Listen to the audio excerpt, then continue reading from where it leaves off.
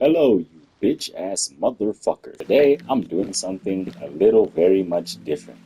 Okay, now it's been quite a while since I've made like an actual dedicated Genshin video on this channel, and I decided I will use my many bountiful talents to educate the masses rather than make you laugh. Cause I hate you, Nick. So today, we will be dropping an Abyss guide to help you, yes, your bitch ass, clear Abyss floor level 12. Now, technically speaking, every Abyss cycle, floor 11 also resets.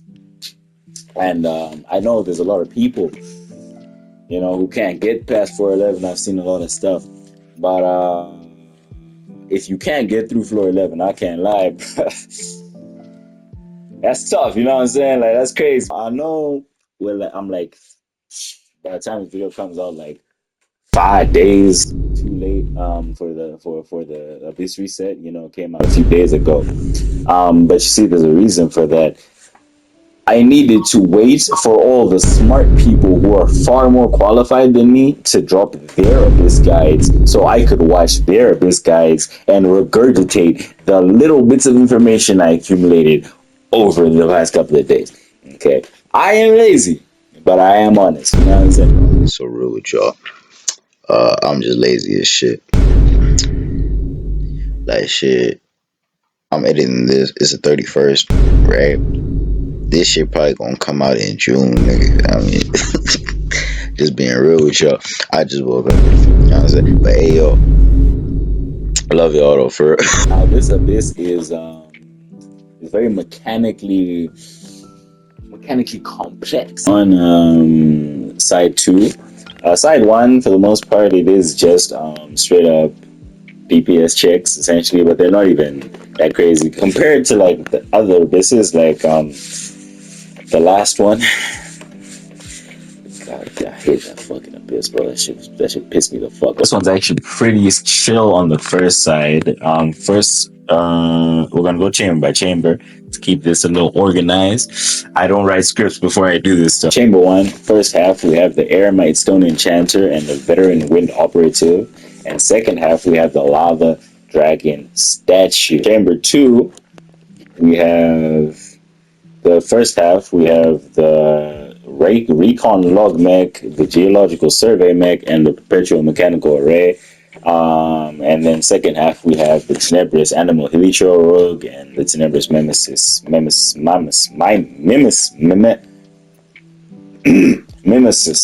God, ruin of God. You can read. You can read. It's right there. The words on this. Chamber 3, we have a Ruin Raider and a Wire Gunner Station on the first half, and the Tenebrous Papilla on the second. So Chamber 1, we have the Aramite Stone Enchanter and the Wind Operative. Elementally speaking, there's really not a lot of restrictions on this side. I found the most luck running people like Navia, Nerlet obviously, Arlecchino works, Veresa works.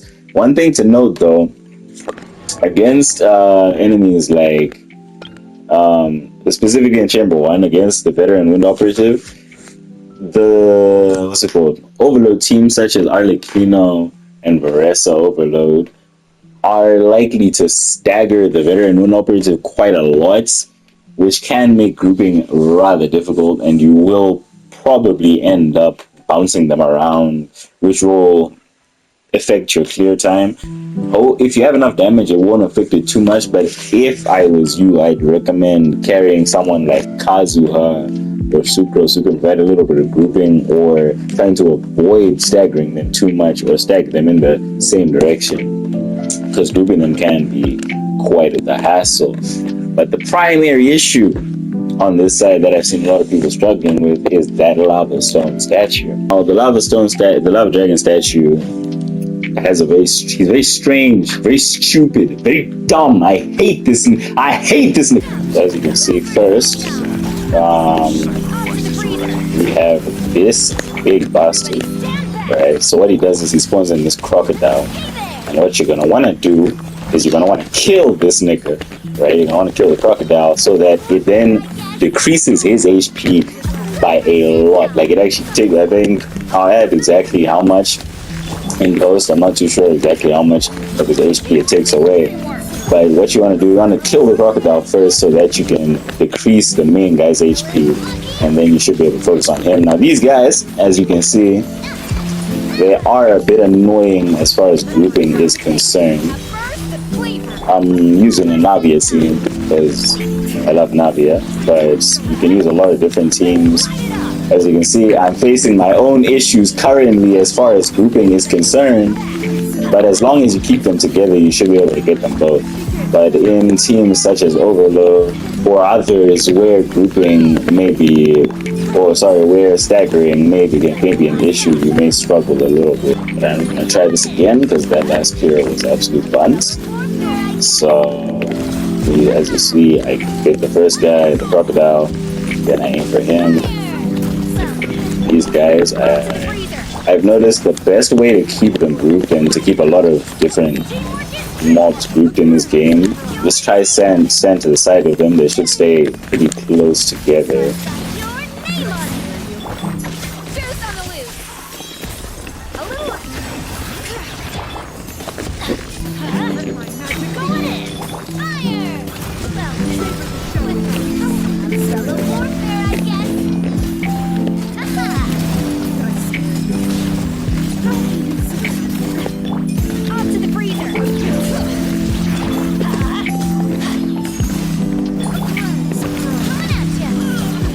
You should be able to get them pretty easily. Like I said, there's a lot of teams you can use. I've seen a lot of success with never-let teams on that side, but you can also use teams such as Arlecchino. Anyone, really, like I said, it's more so about how well you group them. I'm not exactly sure. I know there is an attack or a way to get them to teleport to you because they do that little teleport hovering attack. But I personally haven't seen any YouTubers tell me how to do it. I've been looking, I swear on my life, but they all just say, oh, they might do this, they could do this if you like do this, but then like I try and then they just don't do the thing. And do I look like I have the time or the energy to figure out how to get their AI to do that? Hell nah. I'll tell you it's possible. And that's pretty much all I can do. But anyway, onto the lava dragon statue. So what you'll notice is he has that bar in the corner, right? So what this does is with every hit of pyro, it goes down, or more so, it goes up. So I found that the best way, or one of the best ways to do this, is through burning reactions. I know my friend told me that you can also use spell reactions to get a similar result. And then, so once it goes through that first bar, it goes into the second state, which has a far less resistance because the initial state starts with 150.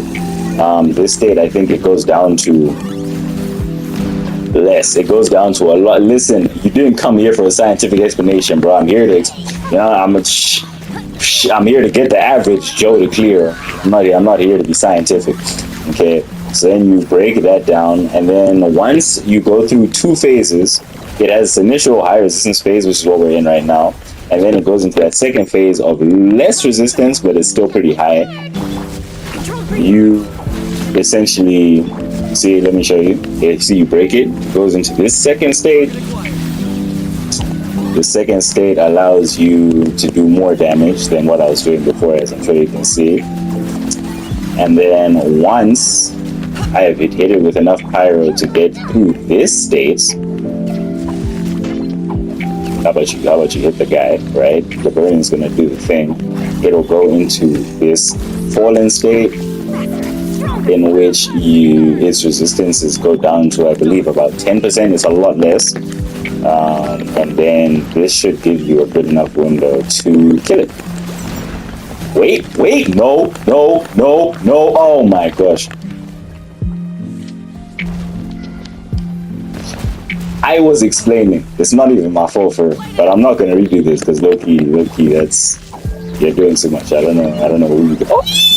Now, the reason I say that this is a big bastard, dumb-ass, bitch-ass monster, right? Because explain to me how your big ass is made of fire, right? But you want me to hit you with fire so that you can, like, break down, right? But then if I hit you with more fire, but you're immune to fire on the low. Like it has like really high pyro resistance. So like you essentially shouldn't use a pyro DPS, but you have to have pyro in order to get through its freaking shield. I don't understand it, but this game is absolutely dumb. It's dumb as hell. Fuck this game. You know what I'm saying? I have an addiction. I don't want to be here. So with Chamber 2,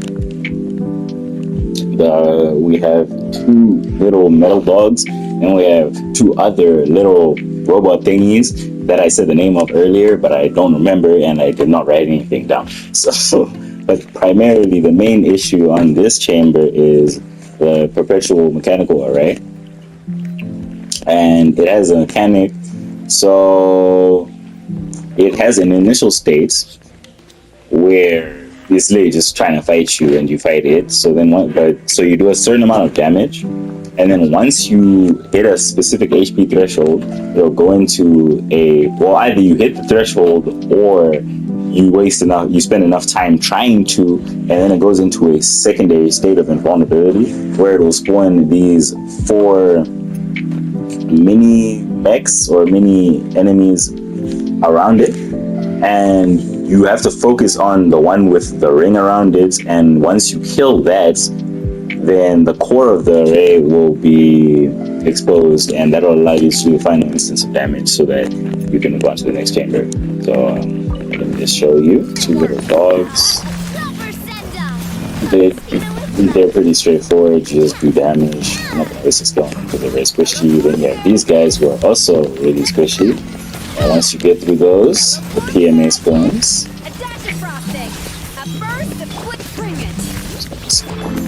And here you just straight up just do damage. Nothing too special. He does this thing where he flies into the air, but it's more of a time waster than anything more significant. If I can crit.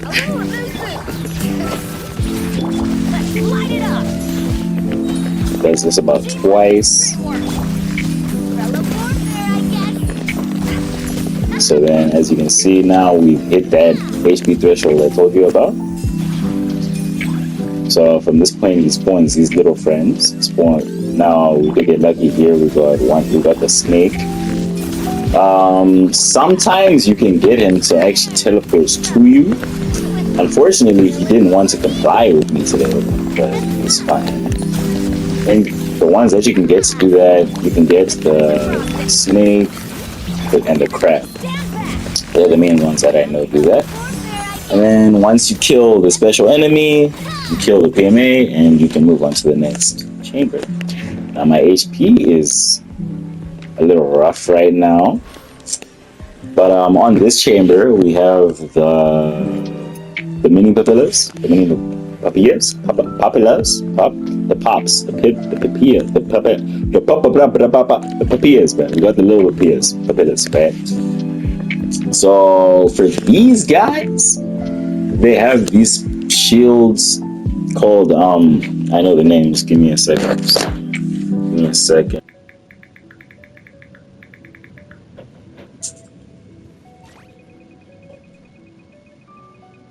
They have a void ward. Now this shield, right, unlike normal elemental shields where you have to counter them with specific elements, like with electro shields, you counter them with cryo, and hydro, you counter them with pyro, and henceforth, and so on and so on. With these ones, it's actually based on the elemental hits. So you have to reach a certain elemental hit threshold in order to break the ward. Or you can use Natlan attacks. So they have a certain amount of hits that they need. I think on these ones they should be about 70. So you would need either 70 individual elemental hits, or you can use a Natlan character whereby every hit by a Natlan character while they're in their Night Soul state is worth 3 of those points. So characters who break through it really fast are people like Kenichi, Malwika, Baressa, and Chazka. People like that. Yeah, I think Auron also does it pretty well, but I'm not too sure. I think he is a lot less effective because I don't believe he stays in his Night Soul state perpetually, well not perpetually, throughout the duration of his burst. I'm not too sure. You can fact check me on that. But yeah, Yeah, nah, these guys low key a bitch too, because like now there are certain non-Netland characters that can break through it, like C6 Fischl, who I'm too poor to have, and Shing Cho with his knight sword, with his rain swords, who can hit frequently enough to break through it pretty easily, and Zhang Ling is also pretty effective at that. I would show it, but fuck you. You know what I'm saying? Just like the lava dragon's shield, burning applies a hit per tick. Like it ticks elemental damage. So burning is also a very effective way of breaking down the shield. I think let me actually show you that now. So you see they come, their ward is active off rip. As you can see, the burning is ticking every single time, and that is what is stopping. And then when I use someone like Lian-san, who has the Night Soul, it burns through very quick, and then I can use Kidneys to kill it. I know these aren't optimal rotations, allow me. Now, Kidneys himself is also very fast at breaking. He's also very fast at breaking it. As you can see, through his burning and his Night Soul application, he burns through it extremely quick. And then you can just do your damage.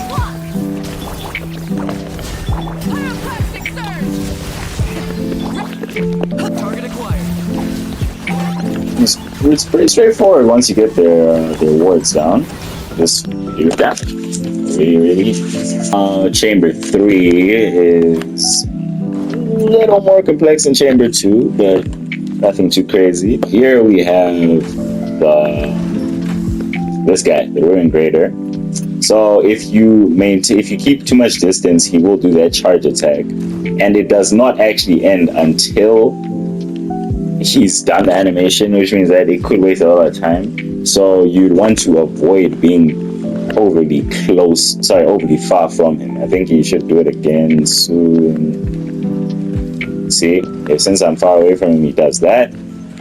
So you genuinely want to stay fairly close to him. Another thing you'll notice, he does this where he has like glowing eye.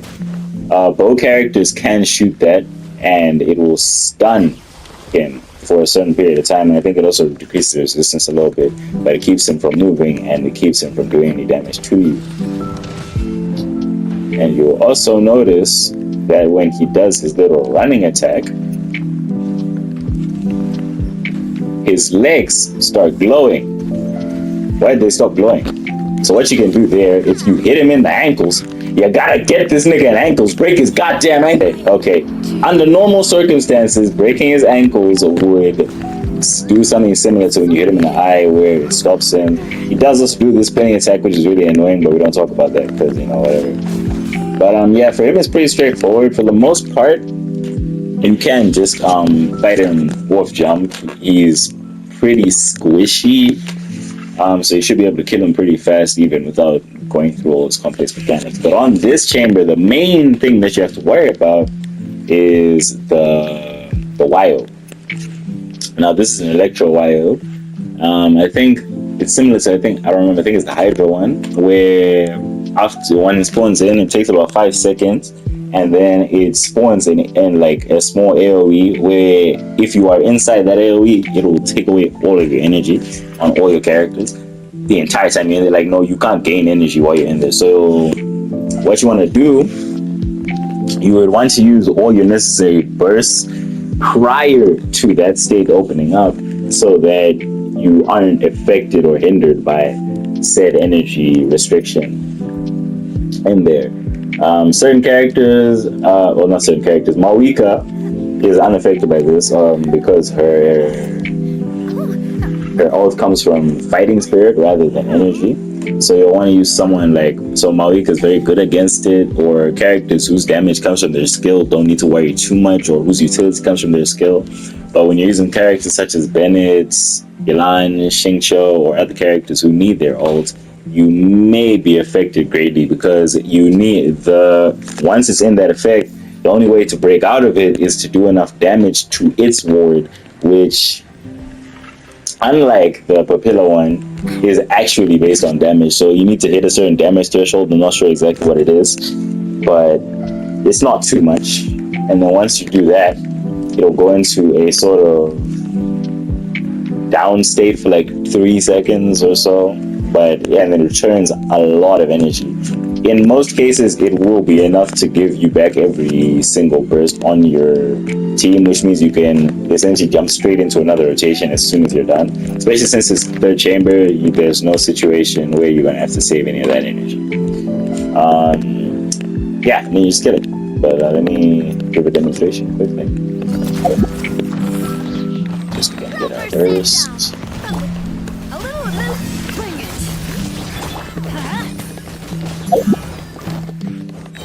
Yep.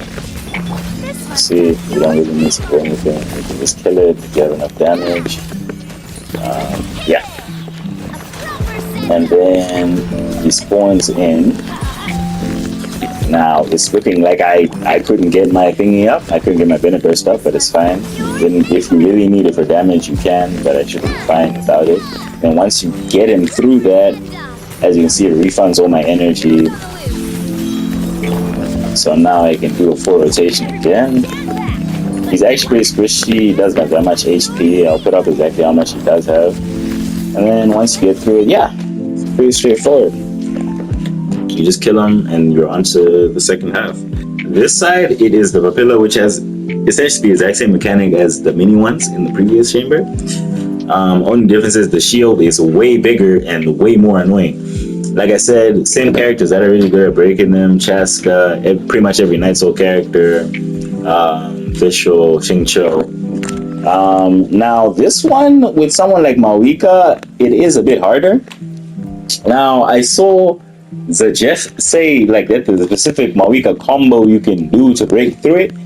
I believe he said N2 N2 dash N2 dash N dash N. Damn, I'm finished. Wait, hold up. N2 dash N2 dash N dash N2 dash. I'm dead. I'm fucked. Why am I alive? 1, 2, 1, 1, 2, 1, 2, 1. Yes. First you alt, then it's N2 dash N2 dash N1 dash, and then repeat. I'm gonna try it again, but if I don't get it, I can't lie. I never claimed to be a professional, right? I am not that good at this game. So don't take me not being able to do it as a as like a sign that it's hard or something. We're gonna try this again, just for the sake of education. Should be N2 dash N2 dash N dash N2 dash N2 dash N dash N2 dash. Yo, N2 dash N2. Yo, check this out. Oh. Anyway, it's really easy. At least that's how the Jeff made it look. I can't do it, but it should be really simple. But you will notice, like I said earlier, certain characters will trivialize. Getting through the papilla shield, such as Malipo Kinich. See, look, I can even waste time. I can do my rotation, and I should still be able to get it through it with ample time. Yep. Oh, big one. That was big damage. Like, Kinich at this point is literally just do damage. Get it. Should be fine.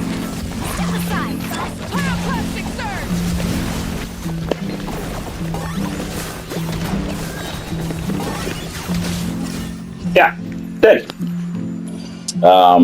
Don't judge my rotations, don't judge my gameplay, please. I'm not a professional. As I'm sure you've noticed throughout this video, this game stresses me. It's a pretty easy abyss in my opinion, at least compared to the last one. The last abyss was sent from hell. I hated it so much. I hated it so much. It was so bad.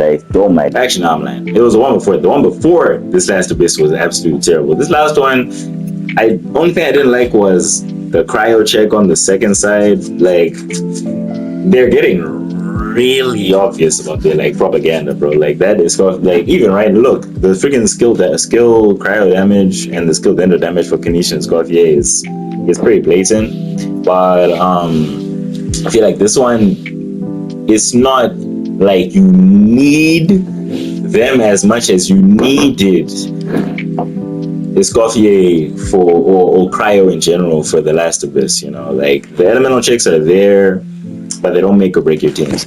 Now, thank you for watching, motherfuckers. So leave a like, subscribe. I should be dropping a few clears in the next few days. You could just keep checking back to see the creative ways to clear this abyss, at least the ones that I'm able to do. I know freeze teams are also really good on the first side, especially like I said with this ley line blessing. So I should be testing out a lot of those teams and dropping them over the next few days, next few weeks. Now this was a very rushed video. It was just like I'm trying something new. But I think no matter whether this video is liked or not, it's free content, so I'm gonna keep making these videos. So yeah, every abyss cycle you should just expect to see me. You know, I'm gonna be around. Because ever since I've been able to clear abyss, I'm not gonna lie, my cock has grown like 2 times as big. Like, bro, like the power I feel is insane. But yeah, thanks for watching. I'll catch you guys next time.